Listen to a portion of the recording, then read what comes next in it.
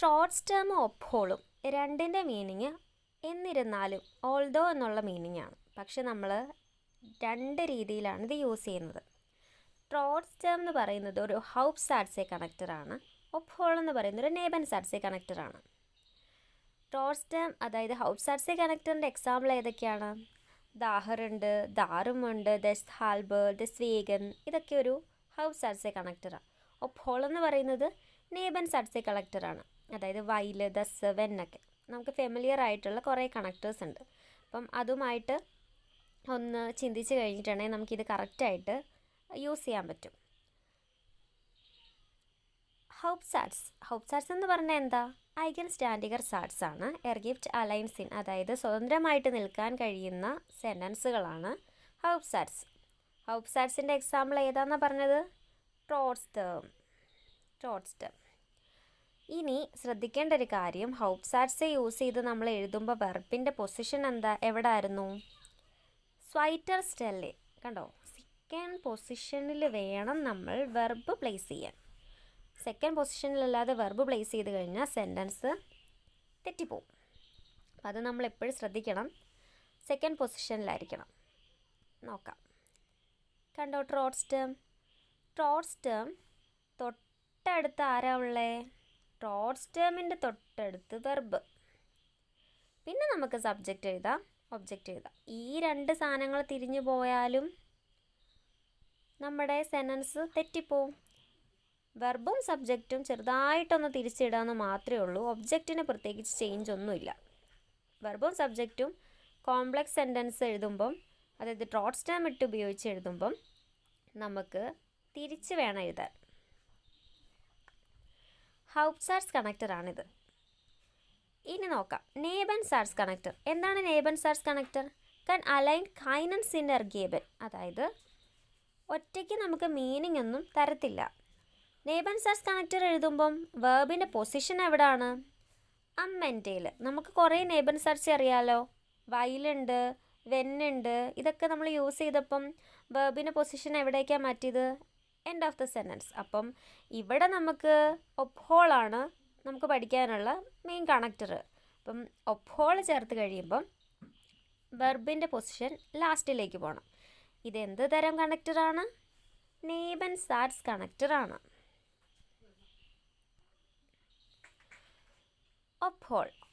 ഒപ്ഹോൾ കണ്ടോ?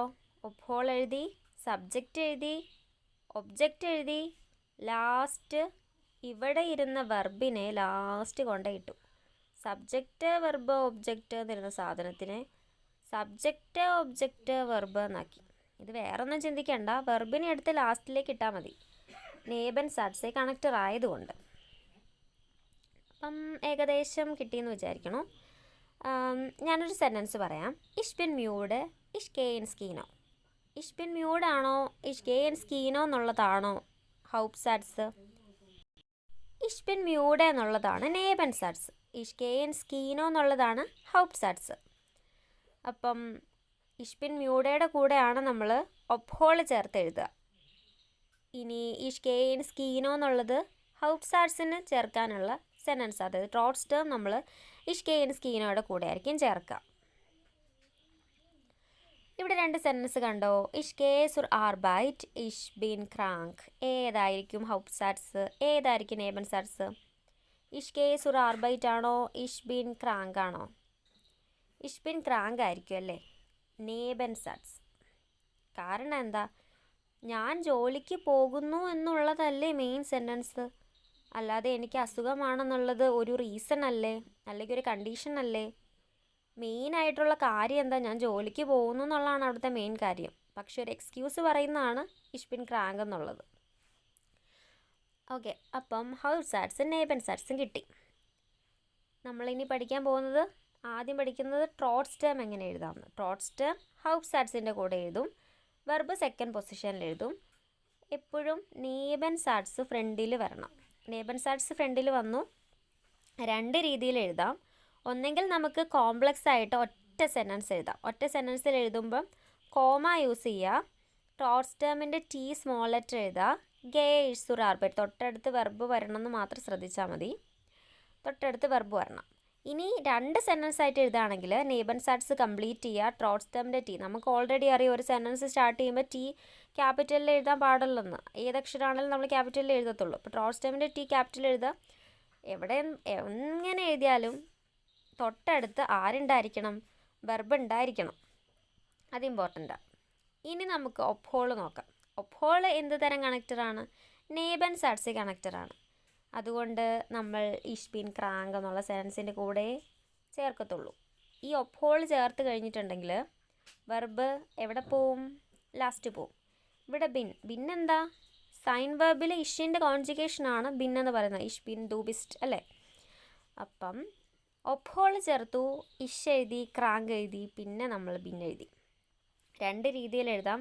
ഒന്നെങ്കിൽ നേബൻസാറ്റ്സിൽ സ്റ്റാർട്ട് ചെയ്തിട്ട് എഴുതാം, ഇല്ലെങ്കിൽ ഹൗപ്സാറ്റ്സിൽ സ്റ്റാർട്ട് ചെയ്ത് എഴുതാം. നേബൻസാറ്റ്സിൽ സ്റ്റാർട്ട് ചെയ്ത് എഴുതുകയാണെങ്കിൽ ഈ ഹൗപ്സാറ്റ്സിൻ്റെ വേർബും സബ്ജക്റ്റും ചെറുതായിട്ടൊന്ന് തിരിച്ചിട്ട് കൊടുത്തേക്കണം, ഇല്ലെങ്കിൽ നമ്മുടെ അർത്ഥം മാറിപ്പോവും. നമുക്ക് ഡയറക്റ്റ് എഴുതാൻ പറ്റില്ല. ഇനി ഹൗപ്സാറ്റ്സും ആദ്യം എഴുതുമെന്ന് വെച്ചു, അവിടെ എന്തെങ്കിലും ചേഞ്ച് ഉണ്ടോ? ഗേഷ് എന്ന് എഴുതണോ? വേണ്ട, കാരണം സെൻറ്റൻസ് തുടങ്ങുകയല്ലേ. ഇഷ് ഗേസ് ഒരു ആർബൈറ്റ് എന്ന് എഴുതിയാൽ മതി. അതിനുശേഷം കണക്റ്റർ ചേർത്ത് ഒപ്ഹോൾ ചേർത്ത് വെർബ് ലാസ്റ്റിലേക്ക് മാറ്റുക. അപ്പം ഒപ്ഹോൾ ഇഷ് ക്രാങ്ക് ബിൻ ഗേസ് സുർ ആർബൈറ്റ്, അതും ശരിയാണ്. ഇഷ് ഗേസ് സുർ ആർബൈറ്റ് ഒപ്ഹോൾ ഇഷ് ക്രാങ്ക് ബിൻ, 2 ശരിയാണ്. ഓക്കെ, ഇനി നമുക്ക് വേറൊരു എക്സാമ്പിൾ നോക്കാം. വി ആർ ഗേ ആൻഡ് വാണ്ടേൺ, ഞങ്ങൾ ഹൈക്കിന് പോകുന്നു. ദ സ്വെറ്റർ ഇസ്റ്റ് ശ്ലഷ്ട്, അതായത് വെതർ മോശമായിട്ടും ഞങ്ങൾ ഹൈക്കിന് പോകുന്നു. ഞങ്ങൾ ഹൈക്കിന് പോകുന്നു, വെറ്റർ ശ്ലഷ്ടായിട്ടും. ഇങ്ങനെ നമുക്ക് 2 രീതി പറയാം. ട്രോട്സ്റ്റം യൂസ് ചെയ്യുമ്പം നമ്മൾ നേബൻസാറ്റ്സിലാണോ ഹൗപ്സാറ്റ്സിലാണോ? ട്രോട്സ്റ്റം ആയതുകൊണ്ട് ഹൗപ്സാറ്റ്സിൽ ചേർക്കണം. ഈ 2 സെൻറ്റൻസ് കഴിഞ്ഞിട്ട് ഏതാണ് ഹൗപ്സാറ്റ്സ് എന്ന് തോന്നുന്നത്? ഓക്കെ, നേബൻസാറ്റ്സ് ഒരു പ്രശ്നമായിട്ട് നിൽക്കുന്നത് വെറ്റർ ശ്ലഷ്ടാണെന്നുള്ളതാണ്. അപ്പം സ്വാഭാവികമായിട്ടും ഏതായിരിക്കും? ശ്ലഷ്ട് എന്നുള്ളതാണ് നേബൻസാറ്റ്സ്. നമ്മൾ ഗെയിൻ വണ്ടേൺ പോകുന്നതെന്ന് പറയുന്നത് ഹൗപ്സാറ്റ്സും ആയിരിക്കും. അപ്പം നമ്മൾ അങ്ങനെ എഴുതി. നമ്മൾ ഓൾറെഡി പറഞ്ഞ കണ്ടീഷനിൽ നേബൻസാറ്റ്സ് ഫ്രണ്ടിൽ നമ്മൾ എഴുതണം. ട്രോട്സ്റ്റം ക്യാപിറ്റൽ ലെറ്ററിൽ എഴുതണോ വേണ്ടയോ എന്ന് നിങ്ങൾക്ക് നോക്കി എഴുതാം. തൊട്ടടുത്ത് നമ്മുടെ വെർബ് ഉണ്ടായിരിക്കണം. ഗെയിൻ വിയ വണ്ടേൺ എന്നുള്ളതിൽ തൊട്ടടുത്ത് വെർബ് ഉണ്ടായിരിക്കണം. ഇനി ഒപ്ഹോൾ ചേർത്താലോ? ഒപ്ഹോൾ നമുക്ക് 2 രീതിയിലും ചേർക്കാമല്ലോ. ഒപ്ഹോൾ ദ സ്വെറ്റർ ശ്ലഷ്ടിസ്റ്റ്, ഇതും സൈൻ വെർബാണ്. ദ സ്വെറ്ററിൻ്റെ കോൺജുഗേഷനാണ് നമ്മൾ ലാസ്റ്റിലേക്ക് മാറ്റിയേക്കുന്നത്. നമ്മൾ ഒപ്ഹോളിൽ സ്റ്റാർട്ട് ചെയ്ത് കഴിഞ്ഞാൽ നമ്മുടെ ഹൗപ്സാറ്റ്സ് ചെറുതായിട്ടൊരു വ്യത്യാസം വരുത്തണം. ദിയർ ഗെയിൻ എന്നുള്ളത് ഗെയിൻ വിയർ എന്നാക്കണം. ഫ്രണ്ടിൽ ഹൗപ്സാറ്റ്സ് ആണെങ്കിൽ വ്യത്യാസമൊന്നും വരുത്തണ്ട. ഇത്രയേ ഉള്ളൂ. ഒരു എക്സാമ്പിളോടെ ഉണ്ട്. ഇഷ്വാറെ മിഡ്ഡേയും ഫാറാട്ട് എസ് റേഗനറ്റ് സ്റ്റാർട്ട്, മഴ ഭയങ്കരമായിട്ട് പെയ്തുകൊണ്ടിരിക്കുകയാണ്, എന്നിട്ടും ഞാൻ നമ്മുടെ സൈക്കിൾ ഡ്രൈവ് ചെയ്യുന്നു, സൈക്കിൾ ഓടിച്ച് പോകുന്നു. ഇവിടെ പ്രശ്നം ആരാണ്? എസ് റേഗനറ്റ് സ്റ്റാർട്ട്. അപ്പോൾ അത് തന്നെ ആയിരിക്കും നേബൻസാറ്റ്സ് അല്ലേ?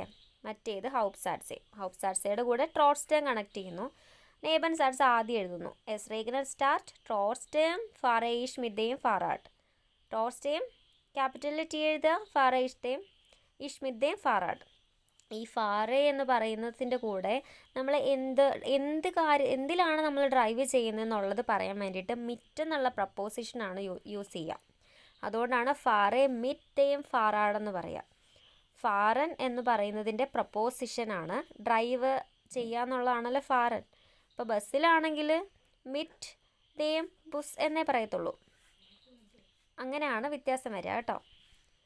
ഇനി ഇതിൽ നേബൻസാറ്റ്സ്, ഹൗപ്സാറ്റ്സ്, ഒപ്ഹോൾ എഴുതണ്ടേ? ഒപ്ഹോളിൻ്റെ നേബൻസാറ്റ്സിൻ്റെ കൂടെ കണക്ട് ചെയ്യണം.